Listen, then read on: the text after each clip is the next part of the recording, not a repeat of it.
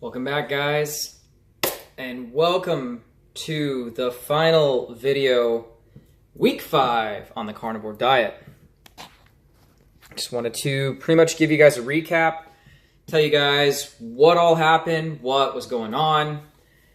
It was just an overall great experience. So I took some notes, and yeah, so we'll just get right into it. Week 5, I've probably felt the best.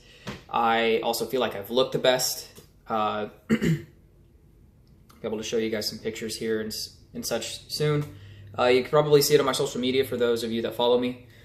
So one of the other things that I noticed on the carnivore diet is that my voice got a little bit deeper, or at least the tone was shifted towards more of a, not really monotonous, but it definitely sounded like it might have been just an octave lower. I know that sounds kind of weird, but I noticed that within like week 3-ish is when I noticed that my voice started to kind of taper down a little bit, and plus with my recording and everything. The other thing I wanted to dive into is that when you're getting into this diet, the big hype about it is bowel movements, not having fiber in your diet and not causing you to have any kind of bowel movements. Although I learned with the keto diet, one of the tricks with consuming a lot of fat is that it kind of greases you up anyway. So I don't really know all the scientific stuff that goes into consuming more fat to actually have you like have more bowel movements, because for me, I only had at least one a day in the mornings and I felt lighter. Also, on top of that, I was fasting. I was intermittent fast for about 16 hours, and then I finally have my 8-hour window to consume as much food as possible. And I typically only have about 2 meals a day, which would have probably been one of the results of why I actually had lost 6 pounds by accident. I was actually trying to bulk back up these last couple months. Excuse me. So with the bowel movements, it was just one a day, on top of intermittent fasting and everything. I felt lighter. And that's how you should feel. You shouldn't feel bloated all the time, feeling like you have to take, 3 to 4, 6 shits a day. I mean, that's ridiculous. I think that that's a waste of time, and you're not going to win an award for taking the most shits at the end of your life. So, with that, guys, the bowel movement thing, and if it hasn't happened for anybody that's, sorry guys, are you guys coming out of focus? And for anybody that is starting on the diet and not having these results with regular BMs and such, just give it some time. I feel like it takes a little bit more time for others than for most people that start on the diet that just go regularly. One thing I will tell you to avoid, don't consume so much cheese. Cheese is very good and it's great to use on the carnivore diet, but it will back you up. So back off the cheese if you're having some problems with BMs. But the other thing though is that if you drink a little bit of apple cider vinegar, whether it's a teaspoon or a tablespoon, I decided to consume that while I was on the carnivore diet. Some people can't do it because they have to avoid the phylosates or xylophates, whatever word that is. Someone told me about it in a Facebook group that I'm a part of. So the apple cider vinegar actually helps alkalize your stomach, and it actually flushes fat from your liver. So when you consume that at the beginning of your day, before you even start eating or consuming your coffee, your tea, whatever you're drinking for the day, drink that first, and that will actually help you have a bowel movement. That's actually been one of my secrets on this diet because I'm not taking in any fiber.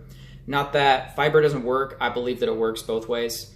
I think that you can consume a lot of fat and meat and still have regular bowel movements, but I also believe that you can eat a lot of fiber, or at least a moderate amount of fiber, and still have regular bowel movements. It just depends on who you are and what your genetic potential is. So anyway, forget about that. But one thing I learned about apple cider vinegar is that it helps out with a fatty liver.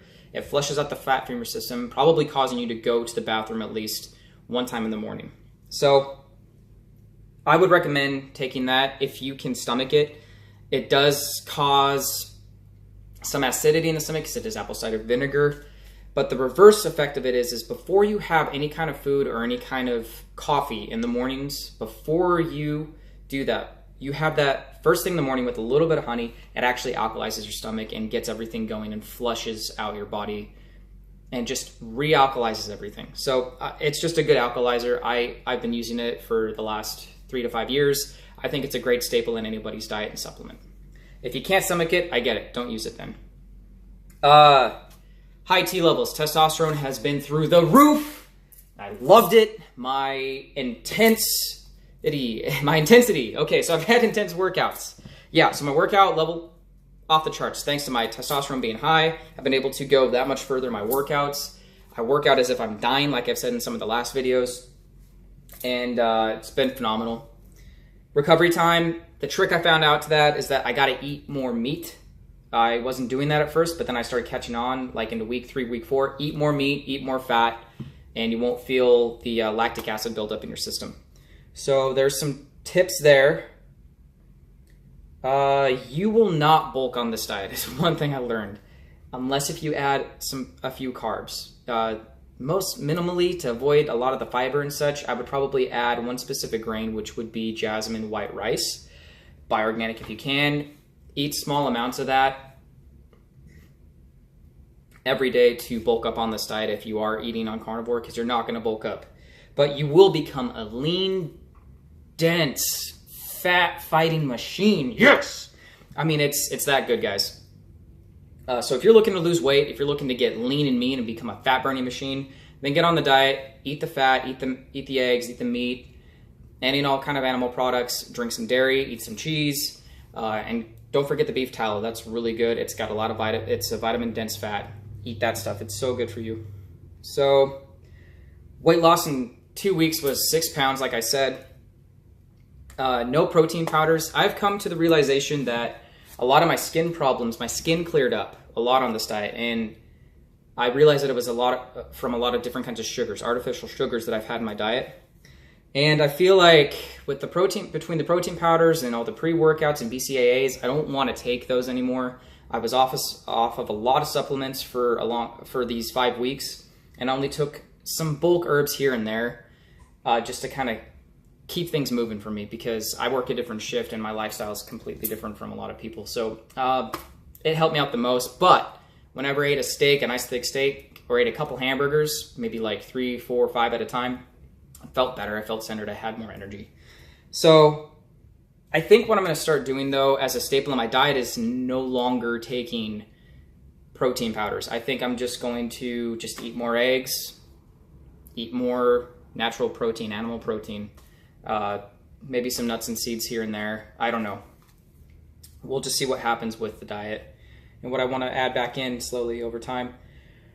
Sleep quality has been great. Sleeping deeper, even only if I'm getting 6 hours of sleep, I'm still getting quality sleep, not feeling disturbed. I hit the baby just like I hit the pillow just like a baby. Oh my God. So I fall asleep okay, come on. Kid talk, Luke. I sleep soundly like a baby. It's perfect. So I don't have any problem sleeping or going to sleep, getting to sleep. And I only sleep 6 hours a day. But when I get 7 to 8, I feel great. Don't want to worry about that. Waking up is simple. It's easy. It's just been great. This video is getting a little long, so I'm going to try and cut it short for you guys. Okay. So I'm probably going to start adding carbs back into my diet because I want to start bulking up again. This keeps getting out of focus. Because I want to start bulking up again, and I don't want to... Come on, come back. There we go. And I don't want to lose any kind of muscle mass. If anything, I just lost a lot of water weight on this diet. I did gain some weight back. I got back up to 142, 143, but I was down to 140 by week 3 on the diet. One thing I want to leave you guys with as I end this video is to get this book. I'm going to be reading it. It's called The Fat of the Land by Vilhjalmur Stefansson. That's the only name that I can pronounce from this guy. It's a great book to invest into because this was a research book created by him and his colleague from the 1920s when they lived with an Inuit tribe up in the Arctic Circle. They lived off of nothing but fish for like 4 meals a day and water, and that was it. And they studied the Inuit tribes just to see how their health and life expectancy and lifespan was. Well, the only thing that mainly killed them off was fishing accidents, and they ran out of a lot of wild game because a lot of the white settlers were coming into the area, and they couldn't hunt the game anymore. So they had to use their resources and they had to go back to just fishing. And that's all they ate was fish fat, and they drank water, and that was it. And they lived, their life expectancy was very long. Stefansson was with them for like 2 to 3 years, 4 years studying these people. I haven't read the book yet. I'm going to, and I just wanted to let you guys know, if you want to find out more information about this diet, the carnivore diet, this was the staple. This was the founding information on the diet. So anyways, guys, you guys take care. I will see you guys in the next video. Have a great evening.